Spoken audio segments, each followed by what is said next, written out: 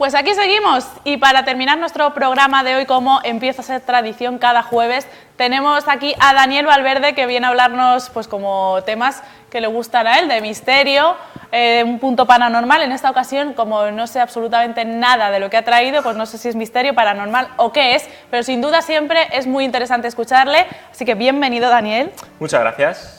Hoy te has vestido de operador de Alacantí, ¿eh? Sí. Con ese azul, sabes Sí. que es un poco corporativo del programa. Muy bien. ¿Lo has hecho porque vienes a hablar de algo...? Yo me había puesto el chaleco así un poco híbrido de explorador.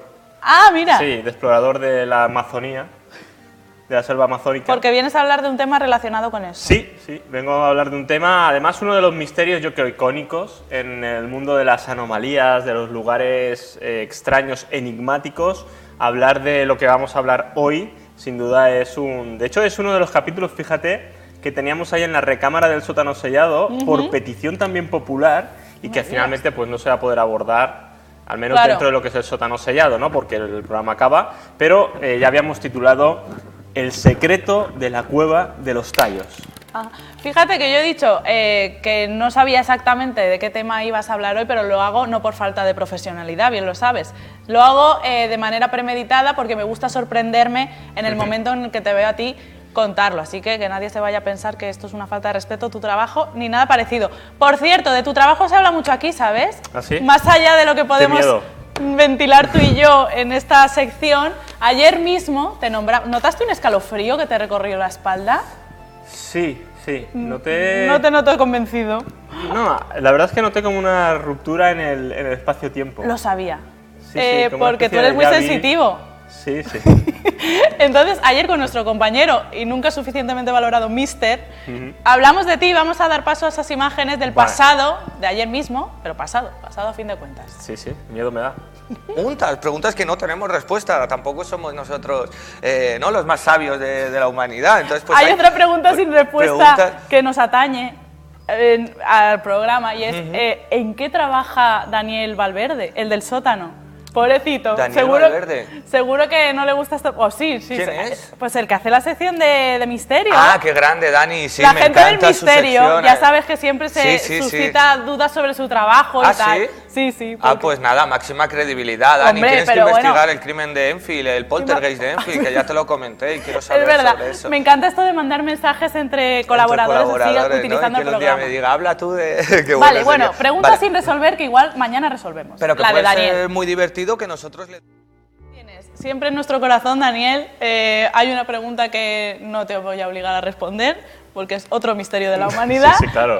Pero por favor, recoge el testigo de Mister, porque está verdaderamente obsesionado con el caso de Enfield. Sí, el poltergeist de Enfield que mediáticamente llegó a la gran pantalla mediante un nuevo capítulo de Expediente Warren, ¿no? Pero desde luego el caso Enfield es uno de los más impactantes, ¿no? ¿Sí? De los poltergeists conocidos, al menos documentados, quizá equiparable también al tema de la abadía de Borley, que es un tema bastante potente también, y sobre también el que se han añadido muchas capas de desinformación. Al final, como casi siempre, no solo todo lo que reluce. Eso es verdad. Y bueno, pues yo cojo ese... El guante, ¿no? El guante y vamos a hablar del poltergeist de Enfield. Esto pasa mucho. Gente que se enfrica con un tema y se cree que va a solucionarlo viendo películas. ¿Sabes? Sí. O sea, Yo le ver recomiendo películas también, y documentales... Yo recomiendo también que no hace falta irse tan lejos. Aquí en Zaragoza le recomiendo también que la bueno, abordamos en el aquí sótano. a kilómetros.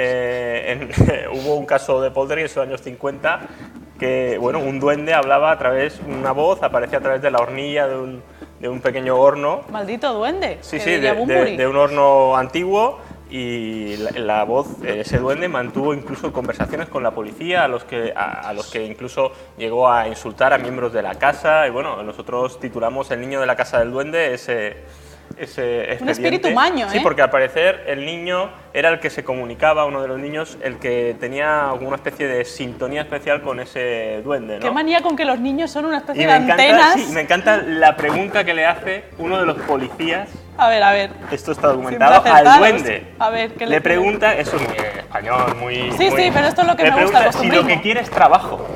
Ay, si lo que está buscando es trabajo, sí, Bueno, sí. escúchame, Ese de hace expediente- años ya venía este problema Claro, en España. Yo el del también voy a trabajo. rescatar ese expediente, si te parece bien, porque hay Vale. imágenes incluso del edificio. Hoy en día existe el edificio Duende en el lugar. La finca original se derrumbó, ¿Qué contestó el derribó. duende? Perdona esa pregunta de busca trabajo. que no era hombre. Ah. Él siempre decía, Uy, pues eso entonces peor, ¿eh? él siempre decía que no era hombre, que no soy hombre, y bueno, era un personaje curioso este Duende de Zaragoza. Un día hablaremos porque me interesa Sí. mucho el caso de este duende. Hoy no vamos a hablar de No. Zaragoza, que podríamos, porque es una tierra preciosa. Sí, sí. Nos vamos un poco más lejos, ¿no? Sí, nos vamos a ir, si te parece, a la selva ecuatoriana, a esa Me da cordillera miedo. de los Andes, a esa cordillera del Cóndor, en concreto a un paisaje selvático, frondoso, donde lo más habitual que puedes encontrarte reptando por el suelo son serpientes, muchas Madre venenosas. De hecho, supuso también y supone un problema, además de los insectos, de los mosquitos. Y en medio de esa telaraña arbustiva, selvática, Parece que describes el encontramos... pubis de Ignatius. Sí, sí.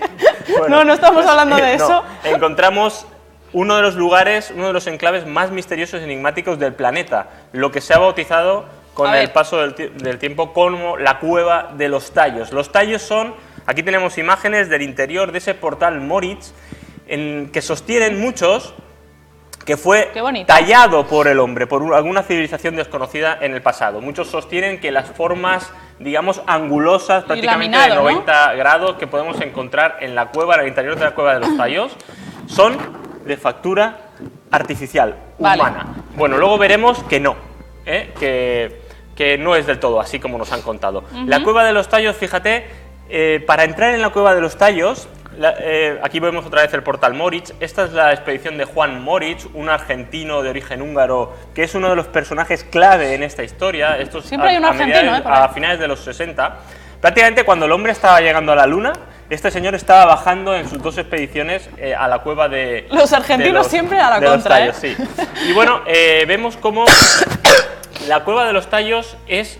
para entrar a la Cueva de los Tallos, que Sí. está oculta en la selva, como te decía, de esa selva ecuatoriana, hay que estar cerca de Cuenca, la ciudad de Cuenca, que es... La cuenca latinoamericana, la cuenca, claro. sí, y también digamos que está al este de Quito, cerca de Guayaquil. Bueno, la entrada, para entrar en la cueva, que yo sé que a ti te gusta mucho el tema de las cuevas y la espeleología, para Sí, entrar sí, en la Cueva de los Tallos me vuelve solo loca. hay una entrada conocida, y es hacer un rappel, un descenso. Como el Aquí lo vide- vemos, la un entrada rappel como el de vidente. 70 metros, de 70 a 80 metros de profundidad. Es la única manera de entrar a la Cueva de los Tallos. Esto me da dejándote caer pavor. por una cuerda sostenida por los shuar, porque hay que decir que la cueva está en territorio shuar.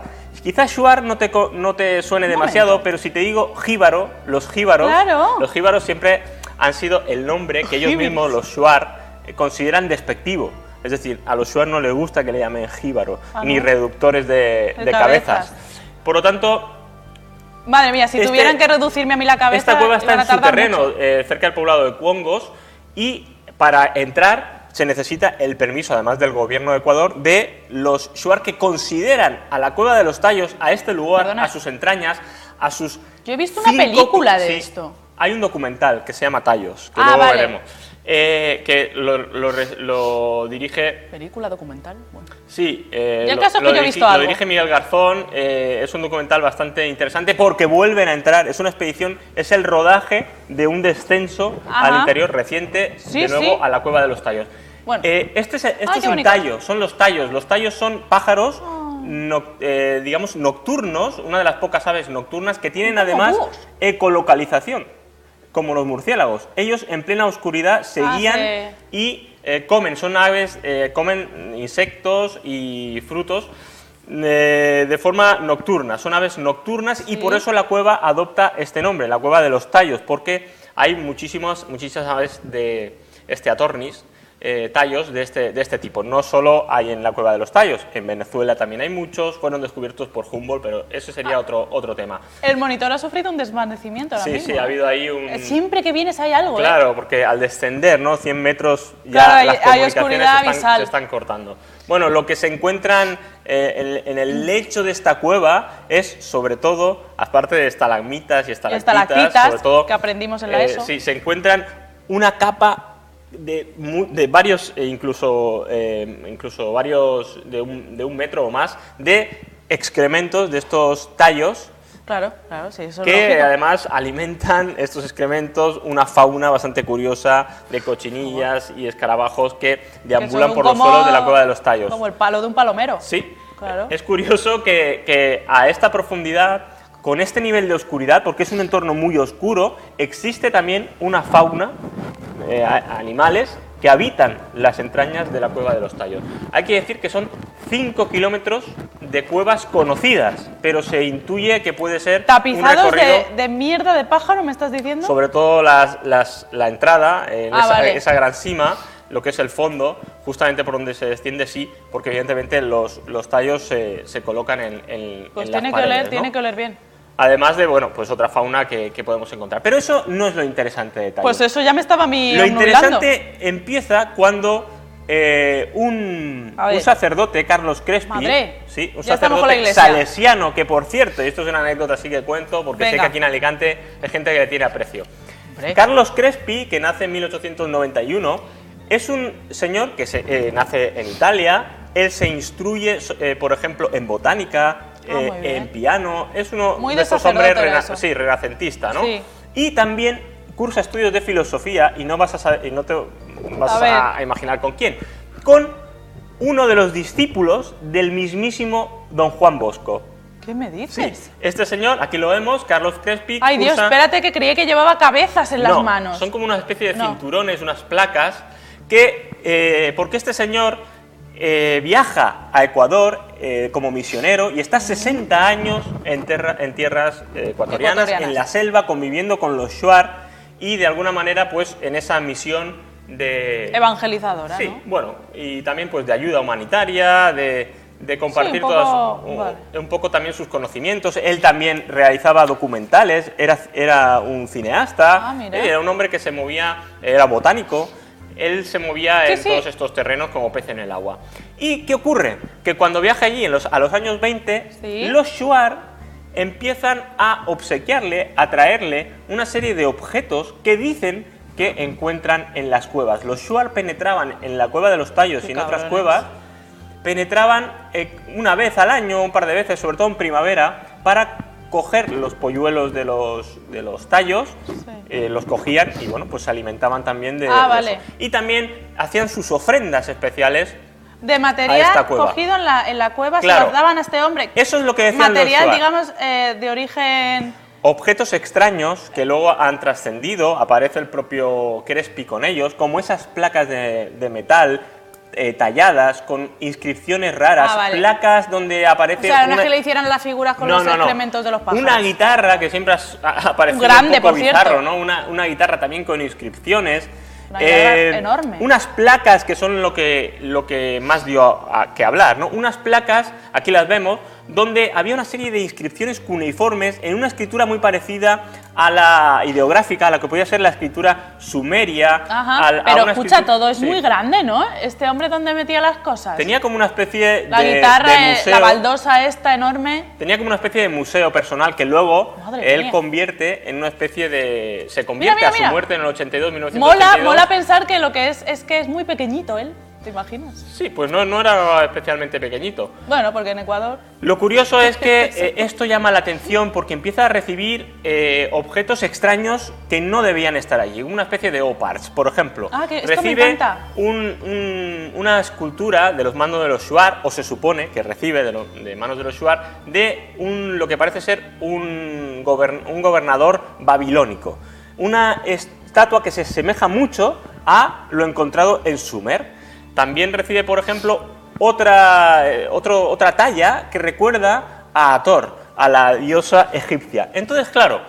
Había entendido Thor, el marido del Zapataki. Él siempre ha defendido que el padre Crespi, que eso eran pruebas contundentes de que Sumer, Egipto y la civilización, una civilización antigua americana, ¿Sí? sudamericana, que se estableció allí y en parte de toda la Amazonas, mantuvieron relaciones comerciales y hubo un contacto Esto entre ya lo hemos hablado a veces, sí, ¿eh? se habla en el fondo de esa civilización madre, ¿no? Esa, entre comillas, Atlántida, ¿no? Que sería un tema, es un tema muy sui generis, ¿no?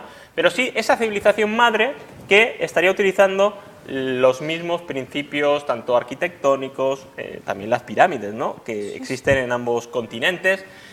Por lo tanto, Carlos Crespi era un gran defensor de esta teoría. Era tan defensor del tema babilónico que él, vamos a ver ahora si quieres un vídeo, porque estos hallazgos llaman la atención de Juan Moritz, que es el explorador este que te decía, argentino-húngaro, pero también de Stanley Hall. Stanley Hall era un arqueólogo escocés que va a visitar personalmente al padre Crespi, a Carlos Crespi, y él le enseña a Carlos Crespi, Stanley Hall, saluda ya. Hay que decir que ya Carlos Crespi estaba de Crespi, ¿eh? Sí, porque ya, bueno, él fallecería en el 82, esto sería en el 70 y pico. Claro, joven no le pillo. No, y ya el hombre decían que tenía un poco de... ¿Demencia o algo así? Sí, ya no estaba en sus lúcidos cabales, podríamos decir, y él defendía a ultranza una hipótesis, esa hipótesis que yo te comento, ¿no? Que además él decía que las planchas eran de oro, que... Sí, y que aquellos grabados, si te parece, vamos a escuchar un poco también el audio. Ahí está. Ahí hay una plancha. Cuidado, cuidado que se enfurece, ¿eh? Sí, sí, estaba enfadado con Stanley Hall. Porque Stanley Hall... sí, aquí, mira, fíjate, eso es lo que te decía yo, ¿no? De ese rey babilónico que se asemeja mucho a una escultura ya previa, que ya existía, que se encontró en Sumer. Y ves, aquí le estaba comentando a Stanley Hall precisamente eso. Pero él grita en un momento del documental: ¡es oro! ¡Es oro! ¡Es oro! Y Stanley Hall veía que aquello no era oro, ¿no? Parecía llevarle un poco la contraria y el hombre se enfadaba mucho con Stanley Hall porque llega a... Un poco arrabal. Sí, porque hay quien sostiene, como James Randi y otros tantos, ¿no? Incluso algunos enviados especiales de Der Spiegel, de la revista alemana, que se interesaron por el tema a raíz de que todo esto acabó filtrándose, también la expedición luego de Juan Moritz, llegó a los oídos de Erich von Däniken, de ese famoso escritor y autor, defensor de la hipótesis de los astronautas ancestrales y de los alienígenas ancestrales. Él escribe, Däniken, el oro de los dioses, y se hace eco de los hallazgos del padre Crespi y de Juan Moritz, que ahora acabaremos con Juan Moritz y con lo que defiende Juan Moritz. Bueno, pues algún enviado arqueólogo de la revista Der Spiegel, que visita también la colección del padre Crespi, llega a la conclusión de que aquello son hojas de latón, planchas de latón, ¿no? De estaño, baratijas, que habían tallado de alguna manera caprichosa y un poco con el afán de engañar al propio Crespi, a algunos artesanos de Cuenca. Es que los de Cuenca, porque ya conocían, claro, porque ya conocían, digamos, las teorías un poco que defendía el propio Crespi, claro. Y por ahí, para muchos, intentaron engañar, entre comillas, al padre Crespi. Pero el punto álgido de esta historia, fíjate, es que Juan Moritz es un explorador argentino y muy intrépido. Un hombre, además, que iba armado con un machete, que no tenía miedo a la selva, un hombre realmente duro, aguerrido. Bueno, este hombre, un explorador científico, viaja a raíz de lo hallado él organiza una expedición y a finales de los 60 penetra en la cueva de los Tallos. Bueno, lo que descubre este señor, Juan Moritz, y Julio Egoyen, que es otro personaje clave en esta historia, es una historia muy larga que sería complicado ahora abordar todos los flecos, pero a grandes rasgos lo que él defiende es que pudo encontrar una cámara secreta recorriendo esa cueva de los Tallos. Ahí vemos cómo se ha de descender, ¿no? Es claustrofóbico, desde luego. Hay muchos pasillos, digamos, orificios de este tipo, canales de este tipo. Sí, como cámaras, ¿no? Sí. que recorren la cueva. Bueno, él dice que llega a descubrir una cámara secreta donde haya una colección de libros, entre comillas, de planchas metálicas muy similares a las que mostraba el padre Crespi, y que había, aparte de unos cadáveres que no eran identificados, él sobre todo, y joyas, él encuentra pues una especie como de tesoro. Él lo que sostiene aquí, mira, vemos a Armstrong, precisamente, Neil Armstrong, como todos visita nos lo también la Cueva de estamos los imaginando Tallos. ahora mismo como cuando el tío Gilito encuentra Sí, una sí. cámara llena de oro. Y él sostiene que hay una biblioteca de planchas metálicas donde se cuenta, en escritura ideográfica, donde se cuenta, según él, la historia de una humanidad olvidada, la historia del origen del hombre como tal y la existencia, como te digo, de una civilización, podríamos decir para él, que era, Matriz, ¿no? al menos se deja entrever que podía ser incluso extraterrestre. Madre, Es decir, una antigua no le falta civilización. detalle. Este hombre encuentra eso y... Y eso no se puede sacar de allí para mostrarse claro, a la es que humanidad. aquí viene el siguiente siguiente eslabón, escalón, ¿no? sí. Él cuando sale de la cueva escribe al gobierno de Ecuador, diciendo, hay un documento que existe, que por cierto Guillermo Terra Maceus, que es el abogado de Juan Moritz, conserva este escrito donde él insta al gobierno, insta a que se realice una nueva expedición porque ha encontrado una serie de cosas que detalla, que es lo que yo te he comentado, y que él le gustaría que aquello fuera preservado y fuera, digamos, tratado como lo que es, como un hallazgo que podría suponer un gran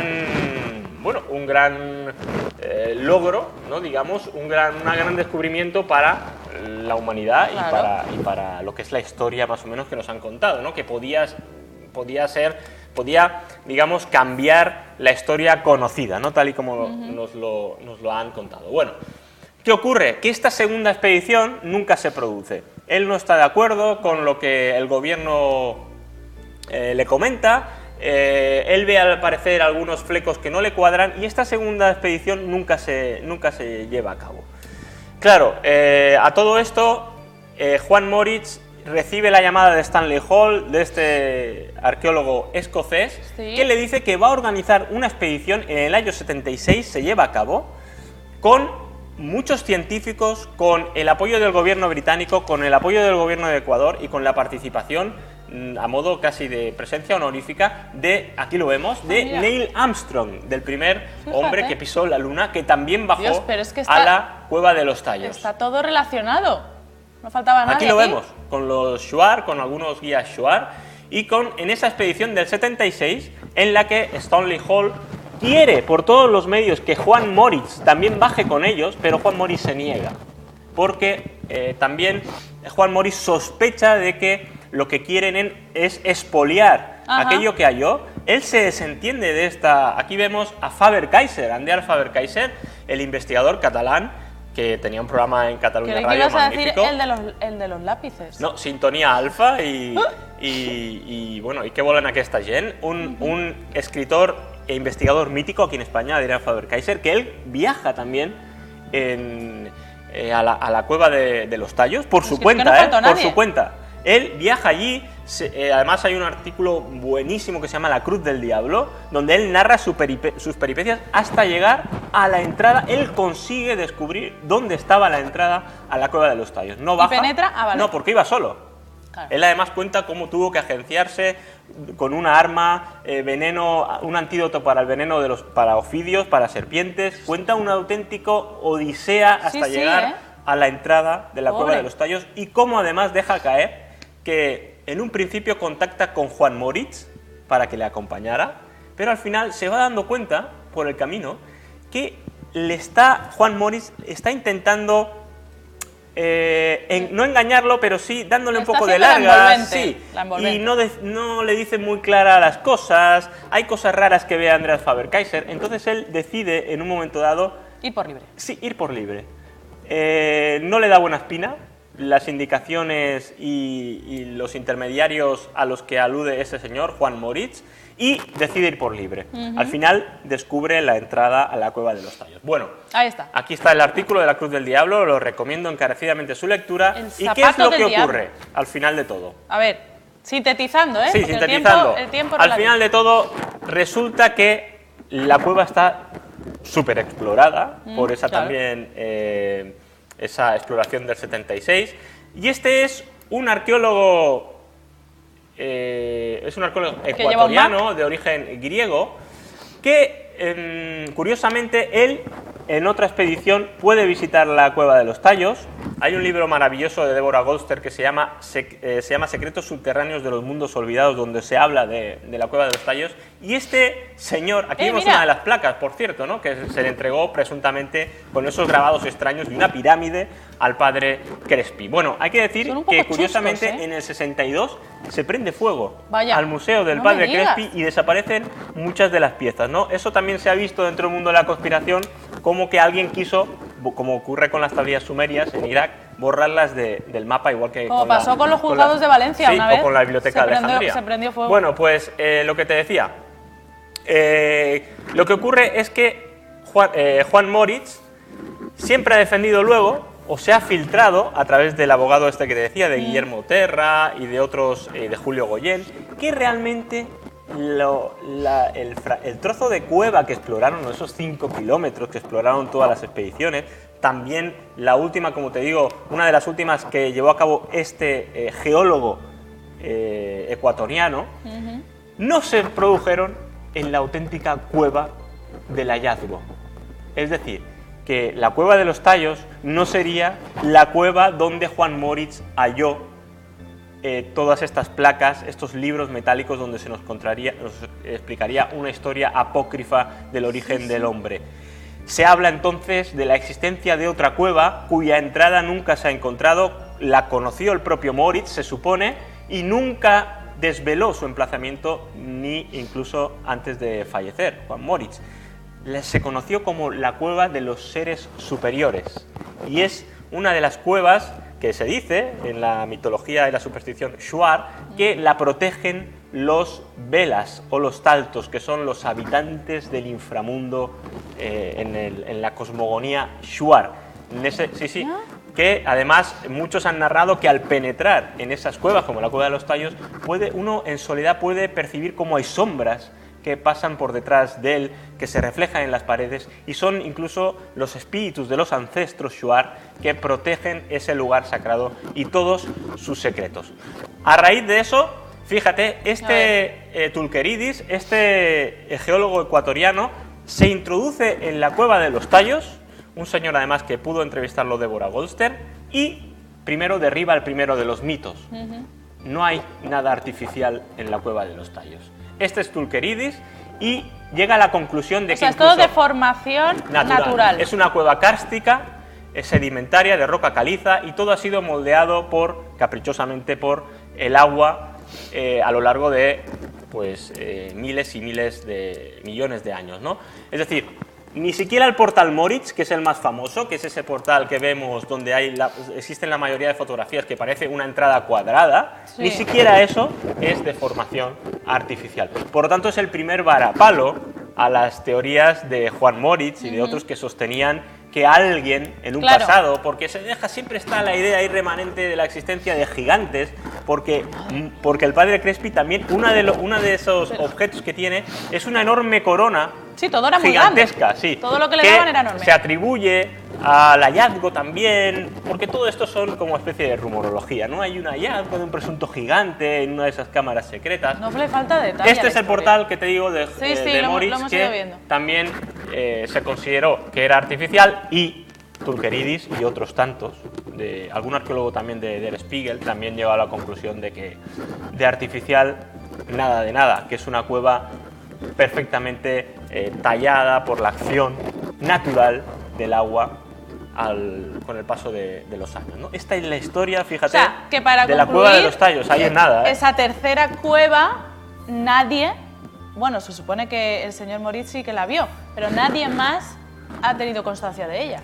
Nadie más ha tenido constancia, sí, conocimiento. Conocimiento del emplazamiento de esta supuesta segunda cueva de los seres superiores, o de los Velas o de los Taltos, como la llamó Juan Moritz. Nadie nunca ha sabido dónde está. Es más, es posible que ni siquiera esté. Que fuera una especie de subterfugio del propio Juan Moritz cuando se vio acorralado. La cueva está en tu interior, es una cueva claro, espiritual. pero ahí ya empezaríamos a la entrada a un mundo, a ese mundo de Erx, a ese mundo del inframundo. Y bueno, es verdad que las cuevas como tal sí que tienen, ¿no? Son un lugar que son muy místicas. Sí, para el ser humano siempre ha sido un lugar sagrado de protección, ha sido como ese útero materno pétreo, ¿no? Que nos ha salvado. Y aquí con esto quería acabar, de catástrofes, porque las cuevas han jugado papeles fundamentales en la historia de la humanidad. Y de hecho en Tayos lo que sí se ha hallado es presencia de seres humanos que ya estuvieron allí, e incluso en el Paleolítico. Ya hay restos líticos y de huesos de gente, de pobladores muy antiguos, tanto en el Paleolítico y en el Neolítico. Y de hecho en el 1500 también se encuentra un enterramiento de alguien con todo su ajuar, demostrando que la Cueva de los Tayos en el 1500 a.C. ya era considerado un lugar sagrado. Hay que tener en cuenta que cuevas como esa, como la de los Tayos, pudieron jugar un papel fundamental ante hecatombes y devastaciones globales como la de la supererupción del supervolcán de Toba en Sumatra hace unos 75.000 años. Y es un dato muy desconocido, pero yo creo que asombroso. Hace 75.000 años el supervolcán de Toba en Sumatra entró en erupción, provocando un desastre de consecuencias globales, un invierno nuclear, equiparable, sería volcánico, de años y años de oscuridad y de descenso paulatino de las temperaturas, que acabó, fíjate, esa erupción del supervolcán de Toba hace 75.000 años, en pleno Paleolítico, acabó diezmando a la población mundial hasta quedar, según estudios recientes de la Universidad de Illinois, a finales de los 90, hasta quedar de 10.000 a 1.000 parejas reproductoras.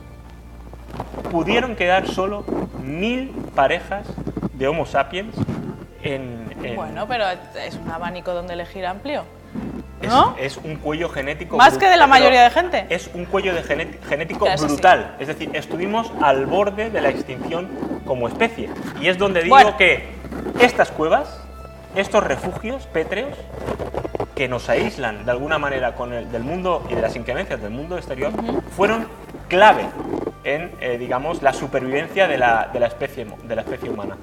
Pues es una historia apasionante, Daniel, muchas gracias por haber venido a la explanada a contárnosla. Por cierto, queda grabado que próximamente abordaremos el tema que nos sugería Mister.